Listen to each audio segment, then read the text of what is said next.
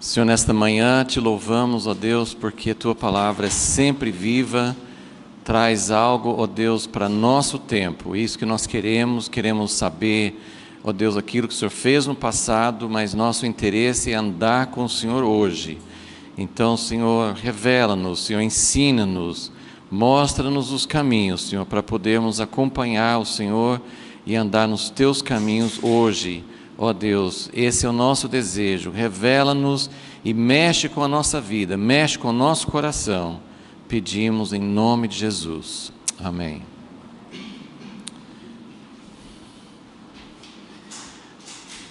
Muito bem, então nós estamos passando para um outro rei na nossa sequência. Então, lembrando aqui essa última sequência, esse contexto do tempo em que nós estamos vendo, começamos lá atrás com 4 reis que eram mais ou menos, que era Joás, Amazias, Uzias e Jotão. Isso era antes. Depois veio um rei muito mau, que é Acaz. Depois nós vimos Ezequias, que era um rei bom. E uma das coisas que eu quis mostrar desde o início é essa alternância. Depois de 4 reis em seguida, que a gente coloca medianos, e uma coisa assim interessante, quase todos esses reis aqui, esses 4 aqui, começaram bem e não terminaram tão bem. E isso é uma coisa que acontece até com reis bons, às vezes no fim, como Salomão. Então, assim, tem vários exemplos, até anteriores, como Gideão, no tempo dos juízes, pessoas que começavam bem, começavam servindo a Deus, e depois, no fim, foram se afastando. E é uma tendência muito fácil de explicar, porque quando você é abençoado por Deus, quando você tem a unção de Deus, você pode começar a ficar arrogante, complacente, se achando melhor do que os outros. Então isso é uma tendência muito, muito ruim. Mas depois desses 4 reis medianos, aí nós temos essa alternância, Acaz muito mal, Ezequias muito bom, Manassés e Amon terríveis, maus. E agora nós estamos nesse ponto aqui, Josias. Nós vamos começar hoje, Josias, um rei muito bom. Aqui do lado eu coloquei alguns profetas, porque nossa ideia, nosso método de estudar essa sequência é de pegar também dos profetas, algo que nos ajuda a entender aquela época e às vezes até complementação de fatos históricos a gente encontra nos profetas. Então, nesse tempo de Acaz e Ezequias, nós temos o grande profeta Isaías. Isaías é muito citado durante a história de Ezequias. Ele era uma pessoa muito próxima a Ezequias, e uma das coisas que eu sempre ressalto aqui, que como que Ezequias conseguiu ser bom tendo o pai que ele tinha, Então, uma das coisas que a gente tem falado, assim, a Bíblia geralmente cita o nome da mãe, não dá informações da mãe, mas a gente supõe, a gente tem uma certa ideia de que a mãe deve ter tido muita coisa a ver com a criação do filho. Então, é uma das explicações. Mas nem sempre a gente tem uma explicação. Por que Ezequias foi bom com o pai que ele tinha? E por que Manassés foi ruim com o pai que ele tinha?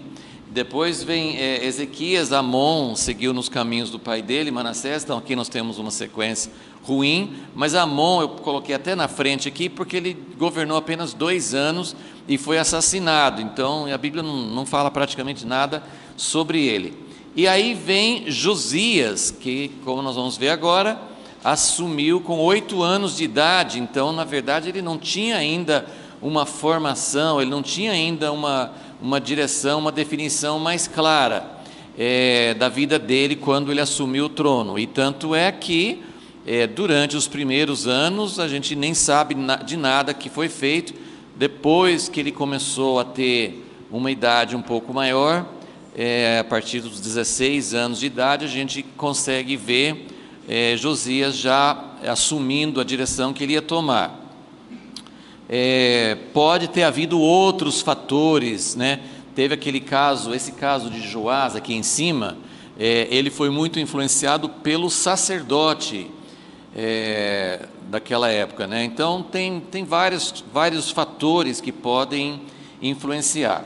Então aqui, lembra que eu falei que em Manassés e Amon nós não temos um profeta, um livro profético, um profeta que sobressaísse nessa época, e é uma coisa interessante, porque a partir dessa época, Isaías, Oséias, Miqueias, a partir dessa época os profetas têm livros na Bíblia. Antes não. Antes, né, tempo de Davi, por exemplo, teve profetas, mas eles não escreveram livros na Bíblia. O próprio Elias, né, não escreveu nada na Bíblia, Eliseu.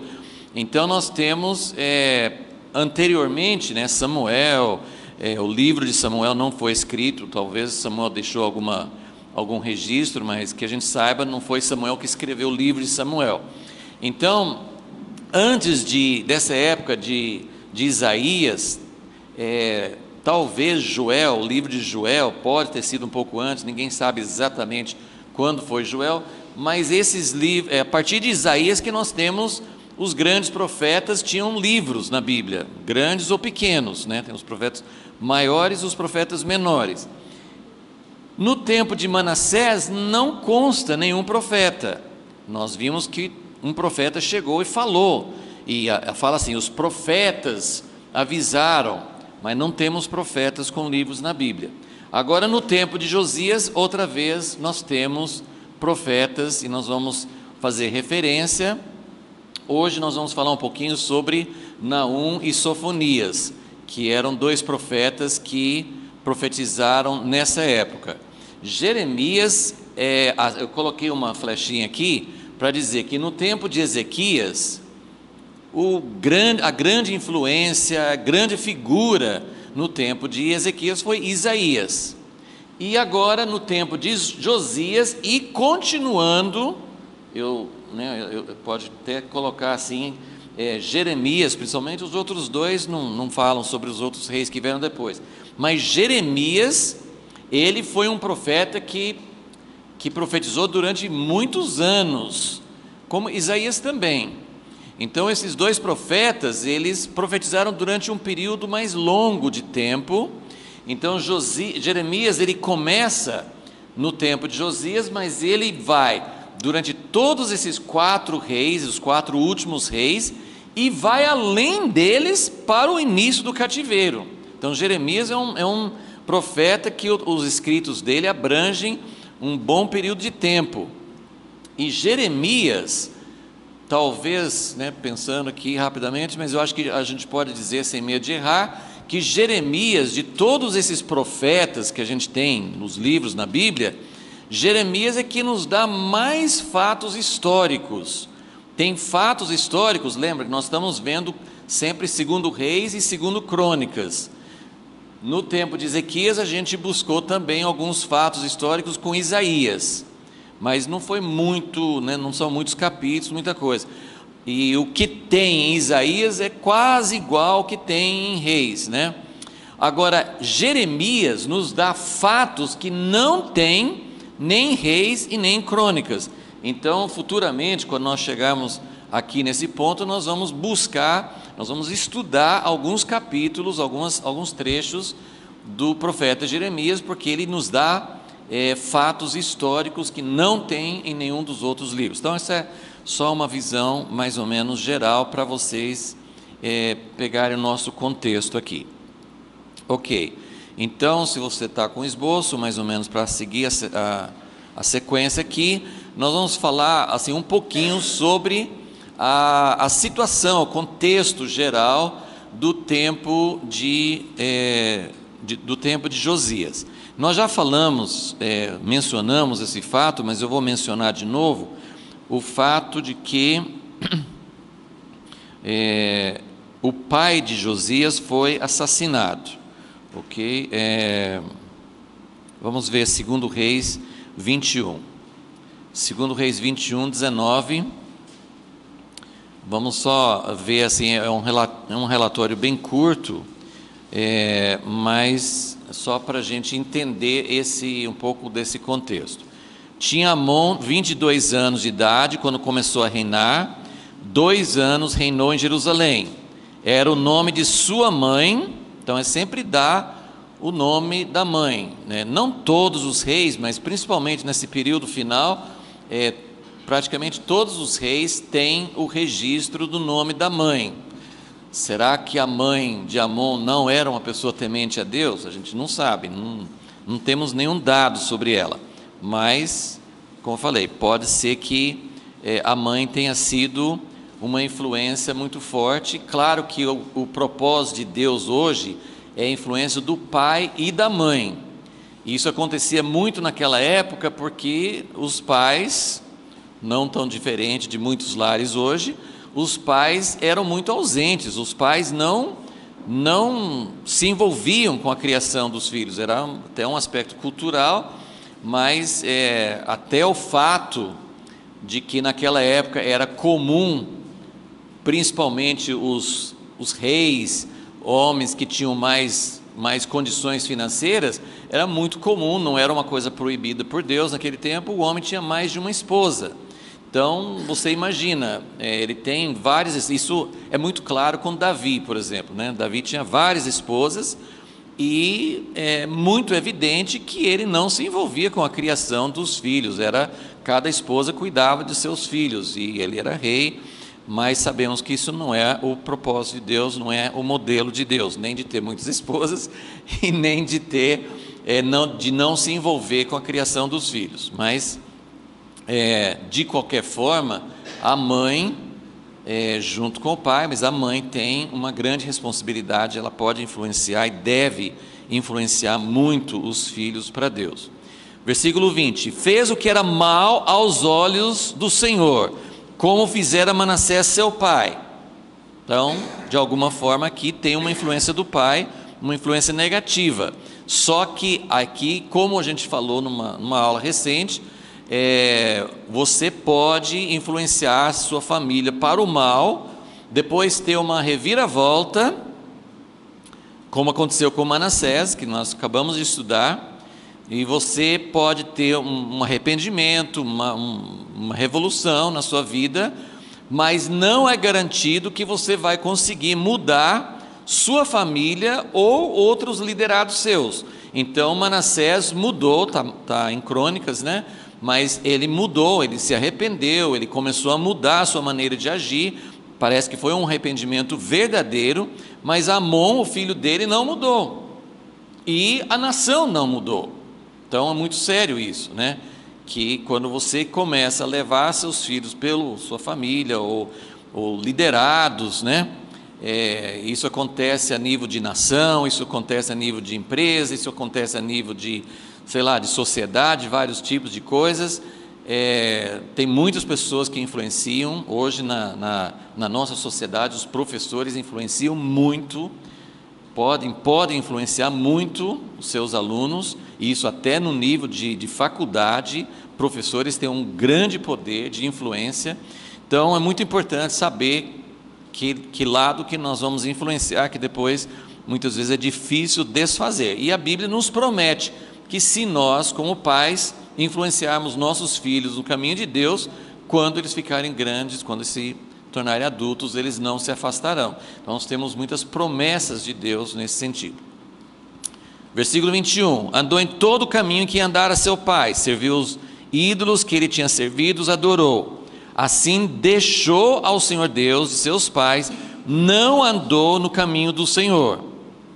Lá em Crônicas, no relato paralelo, enfatiza que ele não se humilhou como seu pai tinha humilhado. Então, muito interessante isso. Agora o versículo 23: os servos de Amon conspiraram contra ele e o mataram em sua casa. Porém o povo da terra feriu a todos os que conspiraram contra o rei Amon e constituiu a Josias, seu filho, rei em seu lugar. Então eu estou retomando esse relato, porque é a introdução, logo em seguida. Então Josias é colocado, capítulo 22, versículo 1, tinha Josias 8 anos de idade, quando começou a reinar. Então nós temos aqui uma conspiração. Nós não temos maiores informações, mas uma coisa assim bem interessante, só por isso que eu estou voltando, né, a esse ponto, né, do assassinato do pai dele, porque não sabemos o motivo do assassinato. Geralmente, quando um grupo assassina o líder, é um tipo de uma revolução. Nas 10 tribos, isso acontecia muitas vezes. Alguém matava o rei, aproveitava e matava toda a sua família, os seus descendentes, seus filhos, todo mundo exterminava a casa e mudava a dinastia, mudava a família. Eu estou relendo isso aqui porque é possível, a gente não tem como afirmar, mas é possível que houvesse até essa intenção, por algum motivo. Provavelmente não era um motivo bom, porque Amon era um rei que não servia a Deus. Então você pode até pensar, puxa, alguém, um grupo de revolucionários, como aqueles que queriam, né, você seguir a história mais recente, eu não lembro o número agora, teve umas 30 e tantas, parece que, não sei se o número é esse, mas acho que é umas 30 e tantas tentativas ou planos de assassinar Hitler. É incrível, né? Assim, como, assim, por algum motivo, Deus permitiu que ele chegasse até o fim da Segunda Guerra, depois ele mesmo tirou a vida, mas, enfim, as pessoas, às vezes, até tem uma pessoa que é muito conceituada, uma pessoa de Deus, chama Bonhoeffer, tem livros dele, é um homem de Deus, ele é um que pensou, é responsabilidade do povo de Deus não se sujeitar a um líder mau, e nós precisamos chegar ao ponto de tirá-lo do poder. Eu tenho minhas dúvidas, assim, tanto é que Deus nem abençoou, eu fico assim meio em dúvida. Eu concordo plenamente com ele que a igreja não poderia, que aconteceu na Alemanha, durante que Hitler governou desde o início dos anos 30, então assim, vários anos antes da guerra, e ele foi implantando o plano diabólico dele, e a igreja ficou complacente, concordando às vezes. Então isso é uma coisa errada. Tudo bem que a igreja não é chamada para governar ou para assumir o poder ou qualquer coisa desse tipo, mas a igreja não poderia ter se sujeitado, e por isso que assim, a literatura de Bonhoeffer é muito, muito importante, porque nós já temos, eu não sei se vocês acompanham as notícias, assim, não acompanhar assim aconteceu isso assim, mas acompanhar, de pensar, a gente não sabe de muita coisa, a gente estuda o que representa hoje, né? O Putin está sendo com certeza reeleito na Rússia, o da China acabou de ser reeleito, ele pode ser reeleito para o resto da vida dele, que eles mudaram a Constituição, assim, na Turquia, as coisas estão acontecendo, tem muita coisa. E dentro dos países que se chamam cristãos, né, tem muita coisa ruim acontecendo nos Estados Unidos, no Brasil, na Europa. Então, nós estamos chegando a um período em que o mal vai dominar cada vez mais. Então, esses assuntos de qual o papel da igreja, o que nós devemos fazer diante do mal, né, porque tem muita gente que na maioria, né, nós somos uma mistura, os governantes são uma mistura. Você pode olhar para um governante corrupto, você pode olhar para uns políticos e falar assim, esse cara é do mal. Nem sempre é totalmente do mal. Tem muita gente que tem uma mistura. As pessoas que na Bíblia, as pessoas que você mais admira, fizeram bem, mas tinha coisas do mal. Ezequias, nós já vimos, Ezequias fez coisas ruins, Davi fez coisas ruins. Então, os bons têm mistura e os maus também têm mistura.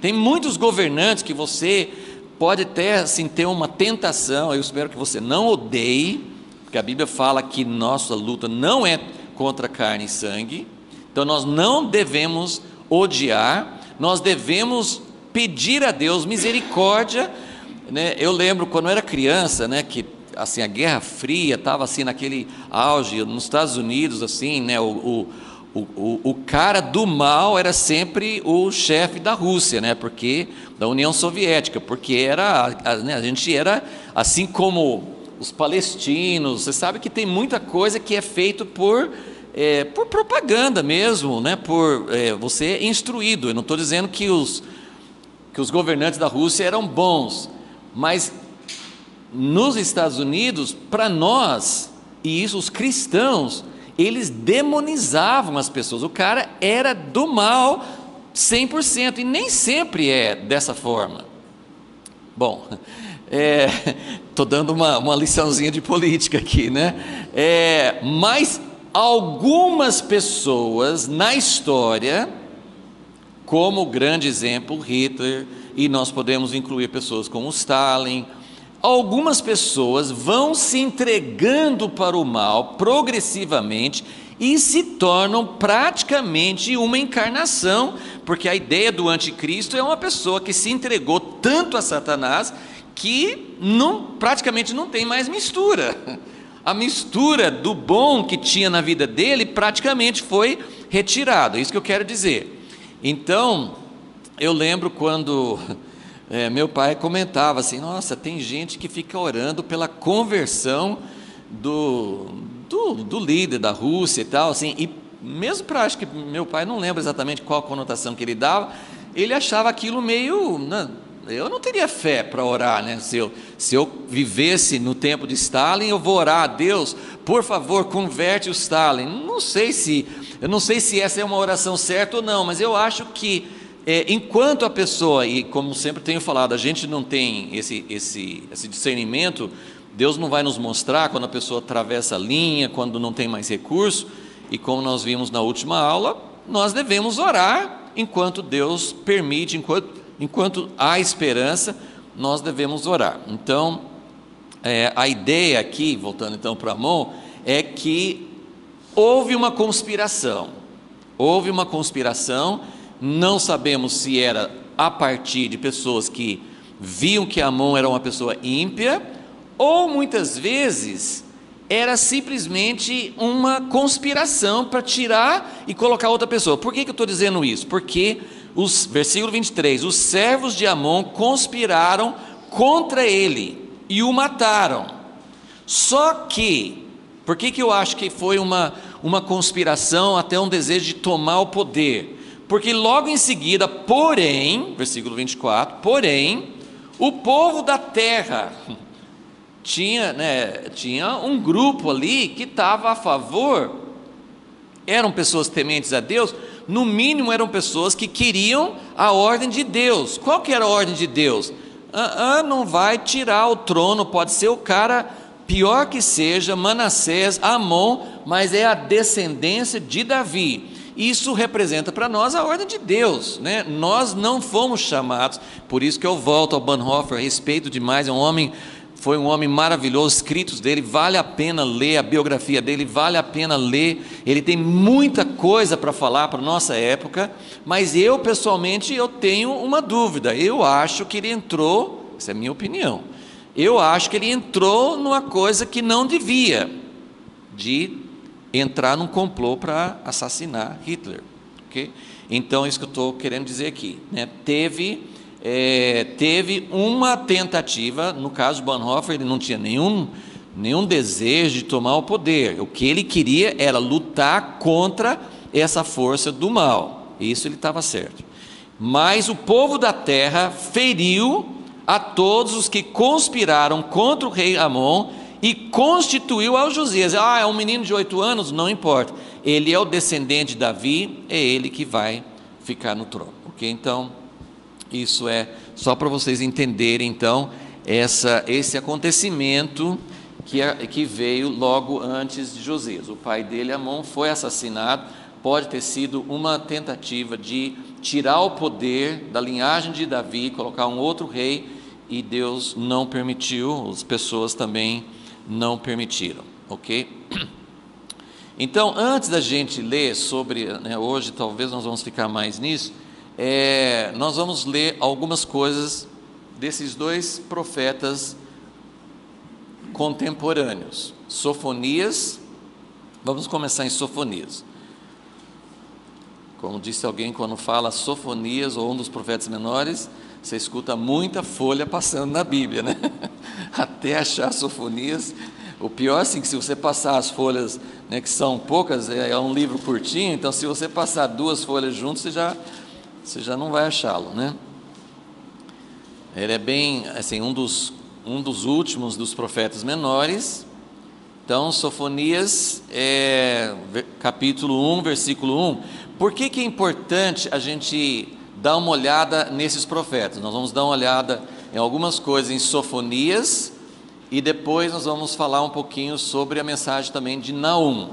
Por que é importante falar sobre isso? Porque quando você lê os profetas, né, quando você faz uma leitura bíblica sequencial, que é uma forma excelente de ler a Bíblia, você às vezes não tem noção, assim, nos livros históricos, é mais ou menos na sequência, só que, por exemplo, você chega em 2 Reis, termina 2 Reis, aí ele volta em 1 Crônicas para Saul e Davi, né? Então ele volta um pouquinho no tempo, mas de maneira geral a Bíblia segue uma linha cronológica até chegar em Esdras, Neemias, tá, ao final dos livros históricos. Aí tem os livros poéticos, Salmos, né, Jó, Salmos, Provérbios, etc. Aí tem os livros proféticos. Os livros proféticos não estão organizados pela cronologia. E você já leu a parte histórica. Então, uma coisa interessante, tem até uma Bíblia que chama Bíblia Cronológica. Eu não gosto muito de ler na Bíblia Cronológica porque, por exemplo, quando você está nos Evangelhos, você lê a mesma coisa várias vezes em seguida, né? Então, são formas alternativas. É bom ler assim, né? É muito bom. Meu pai fez um plano de leitura para nós quando a gente era adolescente, e a gente lia não como a Bíblia cronológica, mas a gente lia os profetas que eram daquela época junto com os livros históricos. Então isso ajudava bastante a gente a ter uma noção. Então Sofonias, ele é no tempo de Josias. Olha aí, Sofonias 1:1. A palavra do Senhor que veio a Sofonias, filho de Cusi, filho de Gedalias, filho de Amarias, filho de Ezequias. Tem gente que acha que ele era filho do rei Ezequias. Nós não temos como saber. Não sei se era o mesmo Ezequias. Eu tenho a impressão que não, mas Ezequias nem fala se ele tinha outros filhos, né? Manassés, mas não sabemos. Enfim, então ele profetizou nos dias de Josias, filho de Amon, rei de Judá. Olha, esse homem profetizou no tempo de Josias. Josias era um rei bom, mas a mensagem de Sofonias não é uma mensagem encorajadora.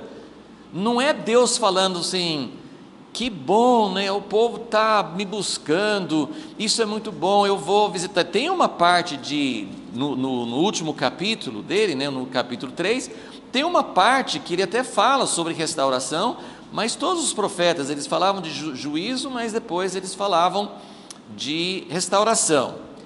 Será que Sofonias profetizou nos primeiros anos de Josias? Não sabemos. Isaías profetizou durante o tempo de Ezequias, mas também você não encontra muita coisa. Tem promessas, muitas promessas em Isaías, mas quando ele falava da condição do povo, então o rei podia ser bom, mas o povo muitas vezes continuava ou fazendo, né, como vários profetas falavam assim: vocês vêm à minha casa, mas o seu coração, Isaías mesmo falou isso no primeiro capítulo, vocês vêm para a minha casa, mas seus lábios estão aqui, mas seu coração está longe. Então por isso que é bom ler os profetas, que você tem uma ideia da condição. Nos livros históricos, Reis e Crônicas, fala do rei, e fala se o povo estava fazendo idolatria ou não, mas os profetas, eles descrevem o que estava acontecendo naquela época, por isso que é bem interessante. Vamos ler um pouquinho, né, só para a gente pegar uma ideia. Olha como começa esse profeta, versículo 2: consumirei por completo tudo sobre a face da terra, diz o Senhor. Consumirei homens e animais, consumirei as aves do céu, os peixes do mar. Está aparecendo quando isso aqui? O dilúvio, né? Não está aparecendo no tempo de Noé? Os ímpios terão apenas montões de ruínas, quando eu exterminar os homens de sobre a face da terra, diz o Senhor. Estenderei a minha mão contra Judá, contra os habitantes de Jerusalém. E agora aqui, nesses próximos 2, 3 versículos, ele vai descrever várias coisas que o povo estava fazendo naquela época. Ok, isso era, lembra que, nós vamos ver depois, mas só lembrando, Josias assumiu o trono com 8 anos de idade. Ele achou o livro da lei, que é um marco importante no reinado de Josias, no 18º ano do reinado dele, quando ele tinha 26 anos. Mas em Crônicas fala que ele começou a buscar ao Senhor no 8º ano, quando ele tinha 16 anos. E no 12º ano, poucos reis têm esse tipo de cronologia, né? Então Josias tem vários fatos que são marcados com a idade dele. Quando ele tinha 8 anos, ele começou a buscar o Senhor. Isso é uma coisa de coração. Ele começou a... Como é que ele buscou o Senhor? Ele achou o livro da lei quando ele tinha 26 anos. Mas ele começou a buscar a Deus com 16 anos.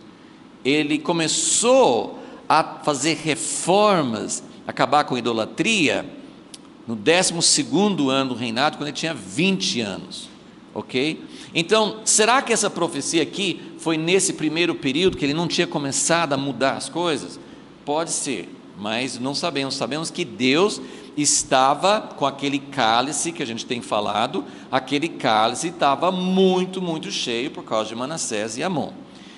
Então vamos ver o que eles faziam, versículo 4, no meio do versículo: exterminarei deste lugar o resto de Baal, os nomes dos sacerdotes de ídolos, juntamente com os sacerdotes, os que sobre os telhados, essas são as coisas que as pessoas estavam fazendo, sobre os telhados se curvam ao exército do céu. Olha essa mistura aqui que a gente tem falado muitas vezes ao longo do nosso estudo. Os que se inclinam ao Senhor e juram por Ele, e também por Milcom, um outro deus, os moabitas. Então, está vendo essa mistura? Eles servem a Deus, mas eles servem ao outro também.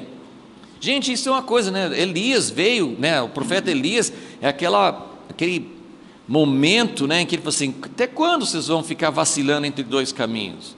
Ou sirva a Baal ou sirva a Deus. Então, os que se inclinam ao Senhor e juram por Ele, e também por Milcom, os que deixam de seguir ao Senhor, e os que não buscam ao Senhor, nem perguntam por Ele. Então, essas são as coisas. Essa é uma descrição do que estava acontecendo naquele tempo. E continua, né? Versículo 8, ele vai castigar os príncipes, os filhos do rei. Versículo 9, os que saltam sobre o umbral, que enchem de violência e engano a casa dos seus senhores. Versículo 12, naquele tempo esquadrinharei a Jerusalém com lanternas, castigarei os que estão tranquilos e satisfeitos. Tem outros profetas que falam sobre isso, né? Acho que é Amós, né, que fala assim: ai daqueles que estão à vontade, daqueles que não estão preocupados. Em Ezequiel ele fala assim, ele manda marcar antes do juízo. É uma coisa meio parecida com o Apocalipse, que fala sobre as pessoas que vão ser seladas. Então ele fala assim, né, Ezequiel 9, ele fala: ande pela cidade e marque as pessoas que estão suspirando e chorando por causa dos pecados da nação de Israel. Quem não está suspirando, quem não está angustiado, quem fala assim: não, eu sou de Deus, mas eu não estou nem aí com as coisas que estão acontecendo, não faz parte desse grupo. Então é muito importante. Ele fala assim, que ele vai castigar os que estão tranquilos e satisfeitos. Gente, isso tem que ser feito por Deus. Claro que não somos nós que vamos chegar como profetas nas igrejas e conseguir mudar essa condição, mas nós precisamos entender que essa é a condição. Grande parte da igreja, nós podemos nos incluir nisso, grande parte da igreja está tranquila, está indiferente, está pensando, bom, o mundo pode ir para o maligno, mas eu estou do lado de Deus, para mim não tem problema, eu estou garantido. E ele está dizendo, ele vai esquadrinhar a Jerusalém com lanternas. E isso também a gente lembra de 1 Pedro, que ele fala assim, é tempo do juízo começar na casa de Deus, ok?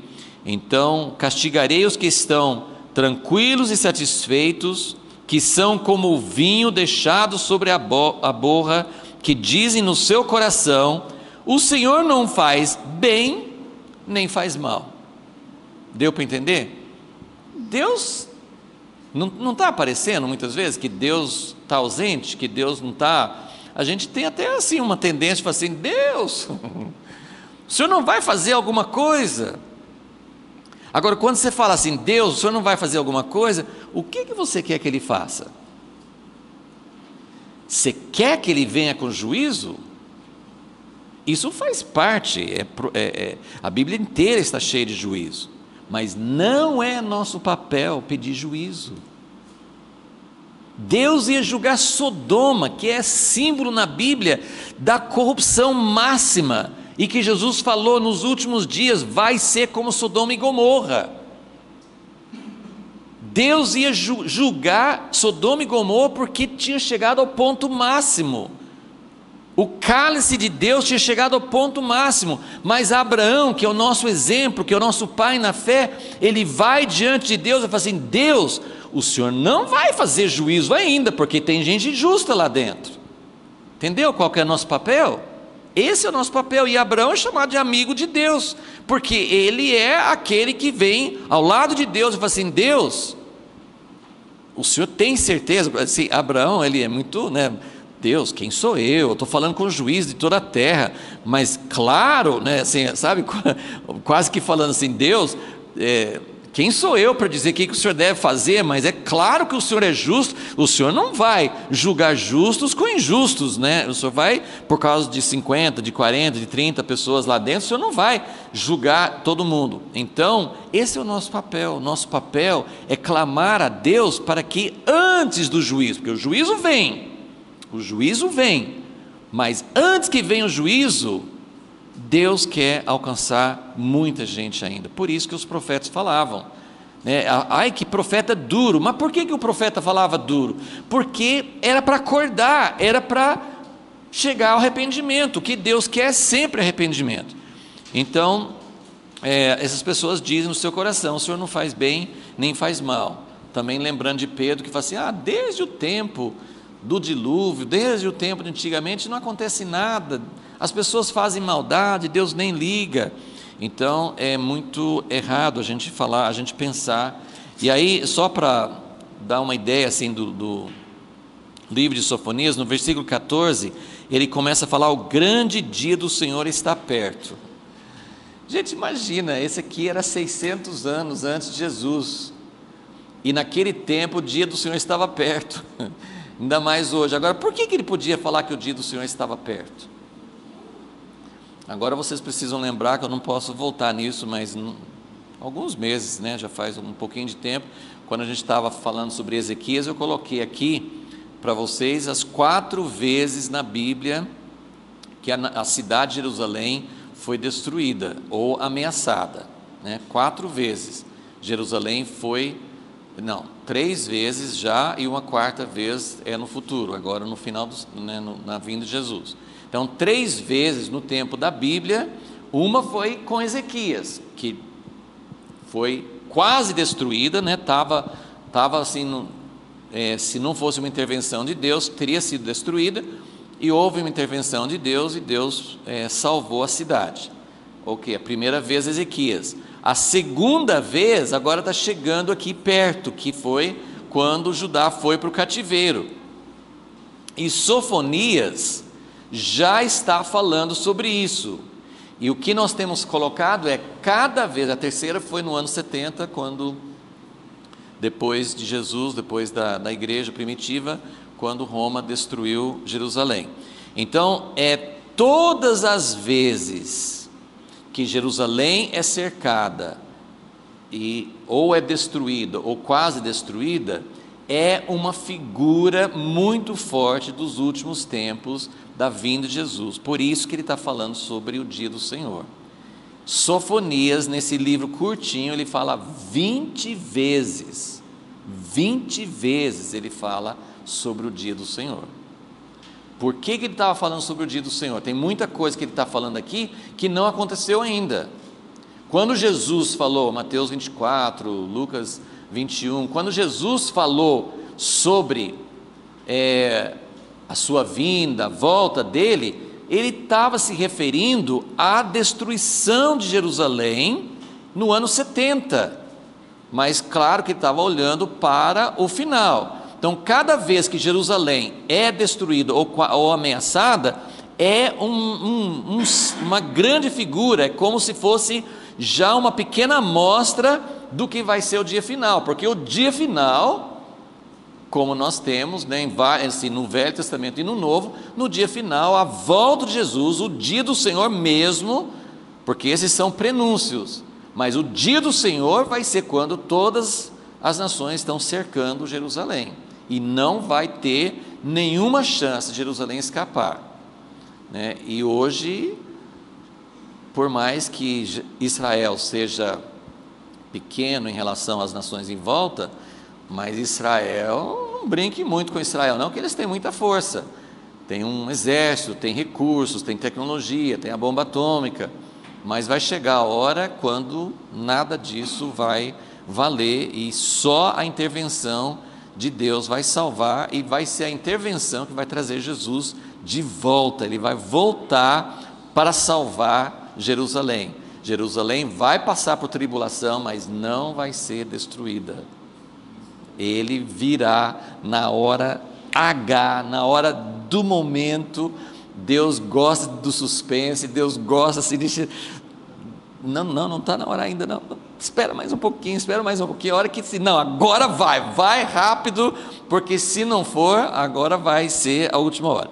Mas o grande dia do Senhor, por isso que os profetas, né, por isso que Sofonias fala do grande dia do Senhor, por causa de Jerusalém. Só mais um lugarzinho aqui também, no capítulo 2, nessa época, estava acontecendo tudo isso, Deus estava muito irado com a nação de Judá, como nós vimos, né, a sentença de Deus foi decretada no tempo de Manassés, então não ia voltar atrás, mas sempre tem, e Deus está buscando isso, por isso que eu falo assim, o nosso papel é avisar, ó, vai acontecer.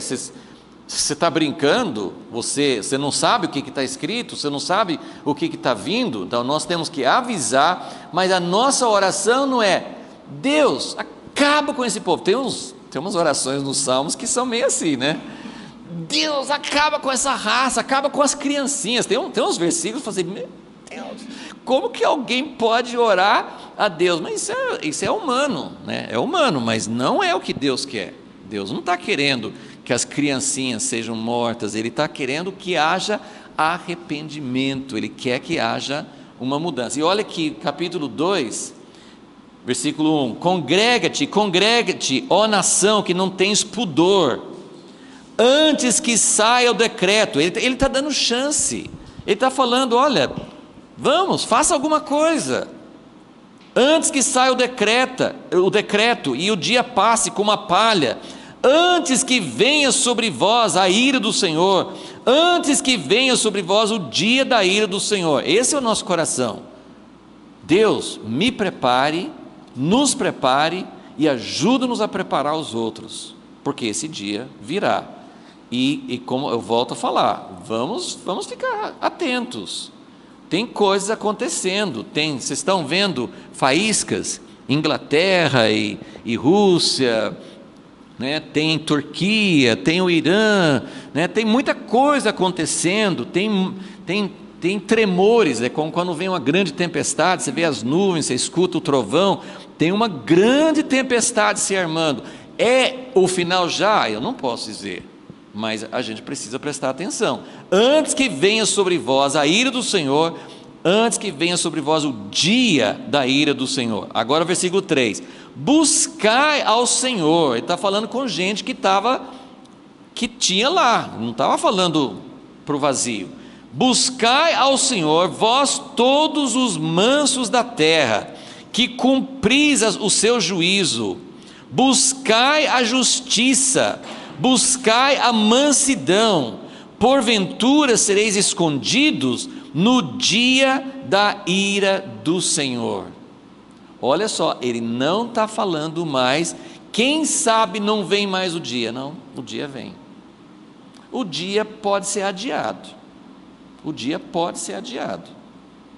E eu acho que na última aula eu falei assim, a gente fica nessa tensão, né? Porque a gente quer que Jesus volte, a gente não quer que demore mais, mas a nossa oração é, vamos buscar a Deus, para que todos aqueles que possam ser alcançados por Deus, que tiverem alguma chance, que tiverem um coração, que eles possam escutar, porque Deus quer, o coração, Jesus veio, deu a vida, para que tivesse o maior número possível, para que todas as pessoas pudessem ser alcançadas. Então, e continua assim, né? Vale a pena ler e meditar, todo esse livro aqui está falando sobre isso, tem a promessa, Deus vai trazer juízo, nessa época Deus vai trazer juízo, é um pouco diferente da nossa época, nós não teremos um novo ciclo, eu acho que nós podemos afirmar isso, né?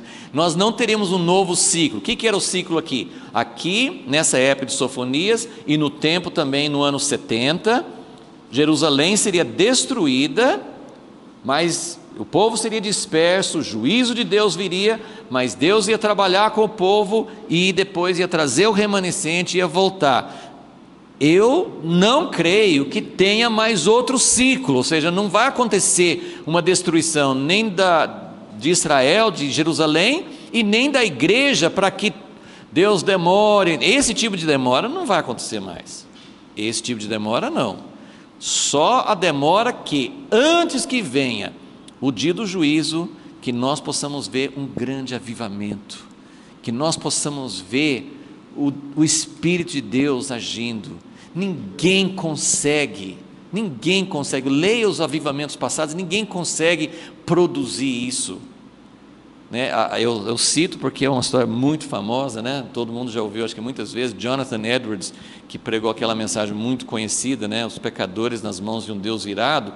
Eles sempre descrevem que Jonathan Edwards era quase cego, né? Não tinha os recursos de hoje, então o óculos dele era fundo de garrafa mesmo, né? Tinha um óculos, uma lente muito, muito grossa, e ele não era um cara, um contemporâneo dele, por exemplo, tanto John Wesley, acho que era mais do que ele, mas George Whitefield também, que era um grande evangelista. George Whitefield era famoso porque ele era muito dramático, né? E tinha um ator famoso que fazia aquelas peças de Shakespeare, né? Assim, era um ator, né? Então eles sabiam representar, e um desses atores assistiu uma pregação de George Whitefield, e ele falava assim, ele, depois de ouvir, ele não era convertido, acho que não era cristão, nada, ele falou assim, ai, se eu conseguisse falar, como esse pregador fala. O ator, ele achou assim que a forma, a dramaticidade de George Whitefield era muito além de qualquer coisa que tinha visto. Agora, Jonathan Edwards não, ele não era o que nós chamaríamos de um pregador pentecostal, ungido. Eles escreviam o sermão e liam, estava tudo escrito aqui.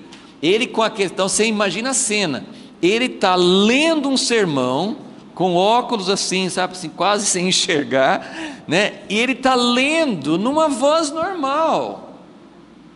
Só que esse sermão existe, né? Você pode ler está na internet, qualquer, é só buscar que você lê esse sermão dele.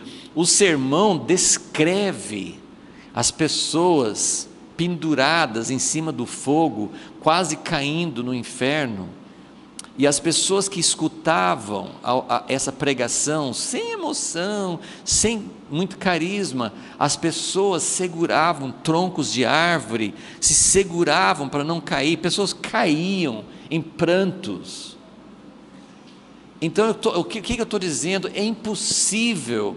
Eu estou falando sobre isso aqui, mas eu confesso para vocês, eu não tenho essa convicção. Eu estou falando, eu acredito, minha mente acredita, mas eu ainda não cheguei ao ponto de realmente acreditar que esse dia do Senhor está chegando, porque se eu acreditasse, eu conseguiria passar, o Espírito de Deus ia passar isso para as pessoas. A gente não está passando para os nossos filhos, nós não estamos passando essa convicção. Então nós precisamos orar, Deus, traga um avivamento, traga um mover de Deus, para que as pessoas acreditem, para que sintam, para que Deus resgata as pessoas, antes que caiam nesse abismo que está chegando. Então, isso é o que Deus quer. Então, agora volte um pouco. Antes de Sofonias tem Abacuque, antes de Abacuque tem Naum.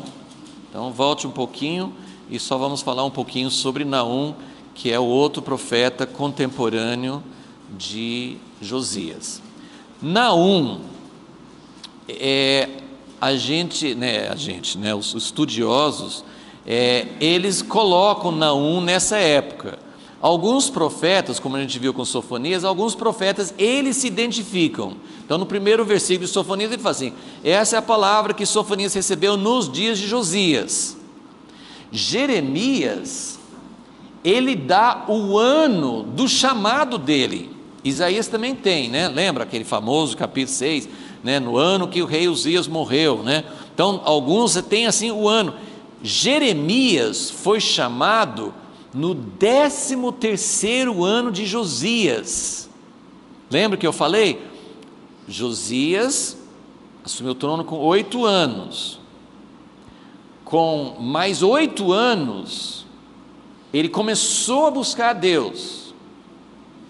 Com mais 4 anos, né, quando eram 12 anos, ele começou a fazer umas reformas, tirar os ídolos, tirar os altares errados, né? Então 12 anos, ele assumiu com 8 mais 12, 20, 20 era para eles o ano de maioridade. Então assim, até dá para entender que Josias, com 8 anos de reinado, 16 anos, ele começou a buscar a Deus, mas provavelmente ele não mandava ainda.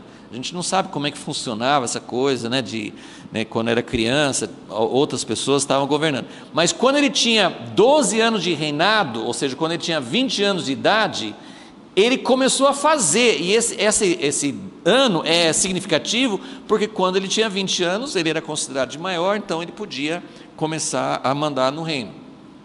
Então Josias começou a mudar as coisas com 12 anos de reinado. Jeremias foi chamado no ano seguinte, no 13º ano do rei Josias, ok? Agora Naum, a gente não tem, né?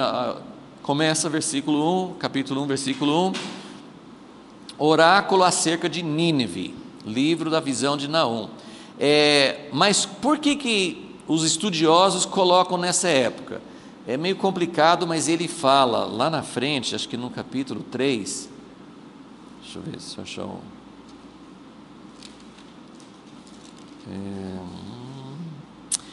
no capítulo 3, versículo 8, fala: és tu, ele está falando com Nínive, ele não está falando com uma pessoa. Naum 3, 8, és tu melhor do que No-Amon, que está situada entre os rios? Essa era uma cidade do Egito, acho que é do Egito,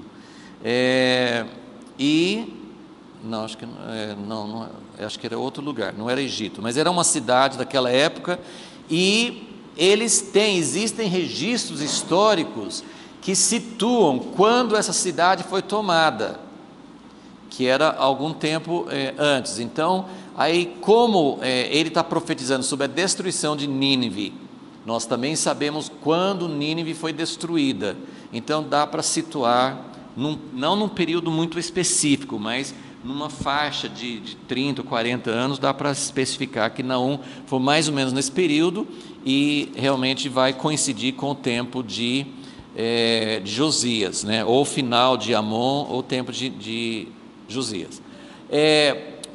Eu não vou tomar muito tempo aqui sobre Nínive, mas isso faz parte do contexto aqui. Nínive era a capital da Assíria.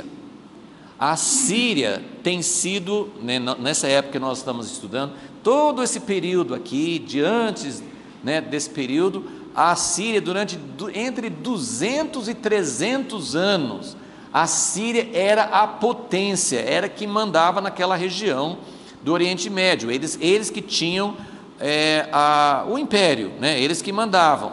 Então, nesse tempo aqui, no comecinho, final de Acás, comecinho de Ezequias, nesse ponto aqui, foi quando a Síria conquistou Samaria, né, as 10 tribos, e levou para o cativeiro, e era um ponto alto do poder da Síria.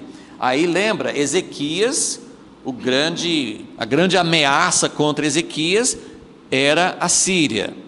Só que agora, aí, durante todo esse tempo de Manassés foi rebelde a Deus, Deus permitiu que ele fosse levado cativo, foi preso. Toda essa época aqui é a Síria que é a força dominante.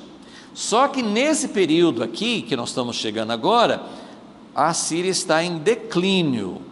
E a profecia de Naum é para profetizar que Nínive, que é a capital da Síria, vai ser destruída. E agora só vamos lembrar, qual que era o outro profeta que falou para Nínive? Jonas, né? Jonas foi mais ou menos 150 anos antes disso. Mais ou menos 150 anos antes. E Jonas foi, e Nínive se arrependeu. E foi depois dessa época de Jonas, né, da profecia dele, que Nínive começou a assumir essa posição de poder. Lembra que eu falei assim, é muito fácil, isso acontece com todos os impérios, com Roma, com todos os impérios, as forças predominantes no mundo hoje, os países, as pessoas que chegam a uma posição de poder, eles começam a cair, porque o orgulho leva as pessoas a cair diante de Deus, Deus começa a julgar. Então Deus está enfurecido com Nínive. Você vai ler esse livro, ele fala de uma destruição total. Eu quero ler para vocês assim, vamos ler os primeiros versículos aqui. Versículo 2: o Senhor é um Deus, substitua por favor, não é zeloso, é ciumento. O Senhor é um Deus ciumento e vingador. Deus é vingador? Eu estou lendo direito? Deus é um Deus ciumento e vingador. O Senhor é vingador, fala de novo, e cheio de furor. O Senhor toma vingança, terceira vez, contra os seus adversários, e guarda a ira. Ó Deus, eu pensava diferente do Senhor. Não é para guardar a ira contra os seus inimigos. Mas aí vem o versículo 3: o Senhor é tardio em irar-se, mas grande em força. Deus se revelou a Moisés assim. Moisés estava intercedendo, lembra? Em Êxodo, naquele momento que o povo fez o bezerro de ouro, e que Deus ia destruir tudo, e Moisés, ele não falou assim, Deus, é isso mesmo, o Senhor vai vingar, acaba com esse povo, acaba com a idolatria. Não, Deus, o Senhor é misericordioso, o Senhor não vai fazer isso. Esse é o nosso papel. O Senhor é tardio em irar-se, o Senhor tem o seu caminho. Aí ele continua, ok? No versículo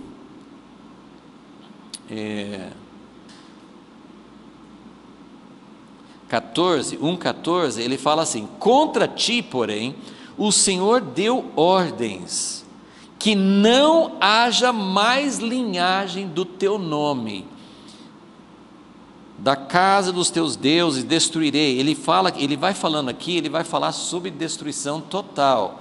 Como nós não sabemos exatamente o ano de Naum, a gente não sabe quantos anos levou, mas é dentro de 30, 40, no máximo 50 anos, depois que ele falou aqui, Nínive foi destruída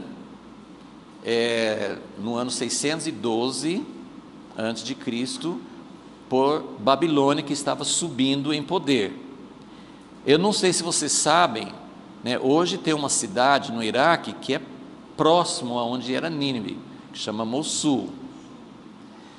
Mas até pouco tempo, agora pela arqueologia, eles conseguiram achar, mas por muito tempo, ninguém nem sabia onde ficava Nínive. Nínive foi destruída nessa época, 612, de acordo mesmo com a profecia de Naum, foi destruída, e de tal forma que não achavam, não sabiam exatamente. E Mossul é perto, mas não é exatamente no mesmo lugar, mas é próximo.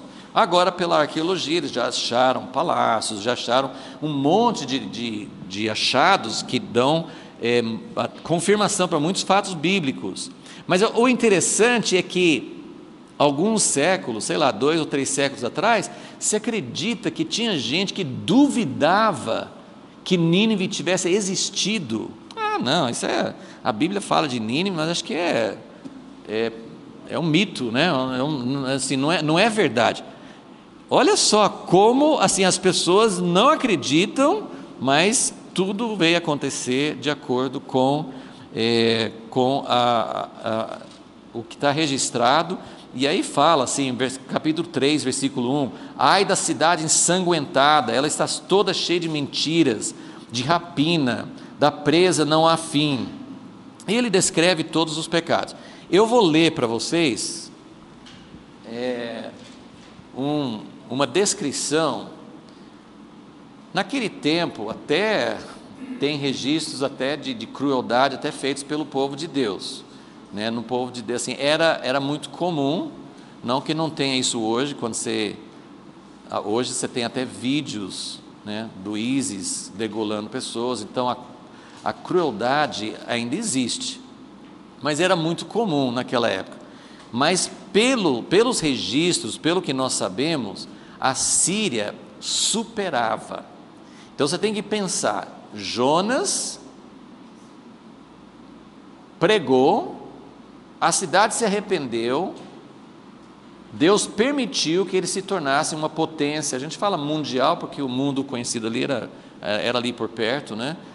Mas eles eram a força dominante naquela região, mas eles praticavam requintes de crueldade, e isso por isso que Deus está falando no livro de Naum, que vai chegar a hora. Então, assim, eu estou colocando isso aqui no contexto.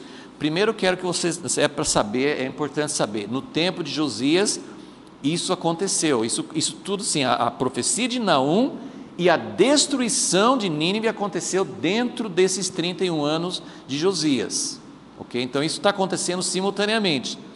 E por que isso, em que sentido que isso afeta Judá, né, o povo de Deus? Porque Samaria, as 10 tribos, foram levadas para o cativeiro pela Síria. Mas nessa época a Síria está em declínio e vai ser destruída. Chegou a hora de juízo sobre a Síria por causa da maldade que eles praticaram. Isaías também profetizou isso muito antes. Falou assim: olha, eu vou usar a Síria, mas como a Síria está sendo cruel, depois eu vou julgar a Síria também. Agora está acontecendo, mas quem vai levar Judá para o cativeiro? Babilônia. Ok? Então tem essa sucessão de poderes. Então é importante saber, e porque nessa época Naum estava profetizando. Eu vou ler assim um pouquinho para vocês entenderem por que Deus tem essa ira que Naum retrata. Este povo, os assírios, governou com horrível tirania e violência, desde o Cáucaso, que fica na parte da Rússia, e o Cáspio, até o Golfo Pérsico, e desde além do rio Tigre até a Ásia Menor e o Egito. Os soberanos assírios literalmente atormentavam o mundo. Eles desfaziam-se de corpos de soldados como se de nada valessem. construíam pirâmides de cabeças humanas, sacrificavam em holocausto os filhos e filhas de seus inimigos, queimavam cidades, enchiam terras outrora populosas com morte e devastação, manchavam amplos desertos de vermelho com os corpos e o sangue de guerreiros, espalhavam por países inteiros, como se fossem palha, os cadáveres de seus defensores, matavam inúmeros homens, encravando-os em estacas, cobriam montanhas, enchiam rios com ossos de mortos, cortavam as mãos de reis, encravavam nas paredes, deixando que esses corpos apodrecessem juntamente com ursos e cães nos portões de entrada das cidades, eliminavam guerreiros inimigos como quem corta erva daninha, ou os abatiam como quem mata animais selvagens e feras nas florestas, cobriam colunas com as esfoladas peles de monarcas rivais, e tudo isso faziam sem qualquer sentimento ou remorso. Então isso é só para assim, se você acha que Deus está sendo muito duro para julgar, então isso para ter uma ideia, porque a terra se enche de sangue, de violência, das coisas que a gente tem falado, idolatria, de crianças, e o mundo tem muita coisa acontecendo no mundo.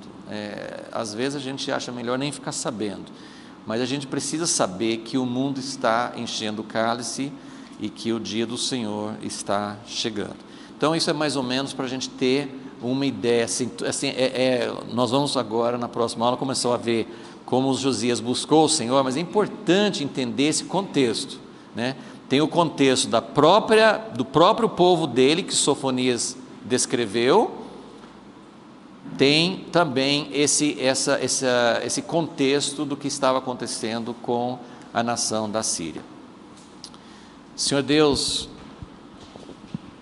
nós sabemos pela Tua Palavra que nós não temos condições de saber dia ou hora, fatos muito específicos sobre a Tua vinda, mas também nós sabemos que é para a gente conhecer os sinais dos tempos, porque o Senhor falou com os fariseus: como que vocês sabem prever o tempo e não sabem dizer em que época, o que está acontecendo nesse momento que vocês estão vivendo? Por isso nós sabemos, Senhor, que é nosso dever vasculhar, nos aprofundar, buscar a Tua Palavra para entender em que tempo nós estamos vivendo. Ó Deus, nós clamamos a Ti, Senhor, alerta-nos, fala-nos, ó Deus, dá-nos, ó Deus, esse senso de urgência, levanta profetas, levanta, ó Deus, se os profetas somos nós mesmos, então toca em nossas vidas, ou levanta outras pessoas, mas, ó Deus, o Senhor sempre preparou, sempre o Senhor dava advertências antes de trazer o juízo. Por isso, Senhor, nós clamamos a Ti, por advertências fortes, também pelo mover do Teu Espírito Santo, para que as pessoas possam atender, ó Deus, possam acreditar, possam sentir o mover do Teu Espírito. Isso nós pedimos e clamamos a Ti, oramos, ó Deus, pela situação do mundo, essas coisas que estão acontecendo, essas mudanças ou manutenções de poder nos outros países. Nós também estamos num país que vai ter eleições, ó Deus, e nós estamos clamando a Ti, Senhor, ó Deus, que o Senhor faça aquilo, ó Deus, que seja de acordo com a Tua vontade, mas especialmente que nós como igreja possamos estar preparados, que nós possamos saber como reagir, que nós possamos saber como enfrentar essas coisas que estão vindo. Pedimos em nome de Jesus. Amém.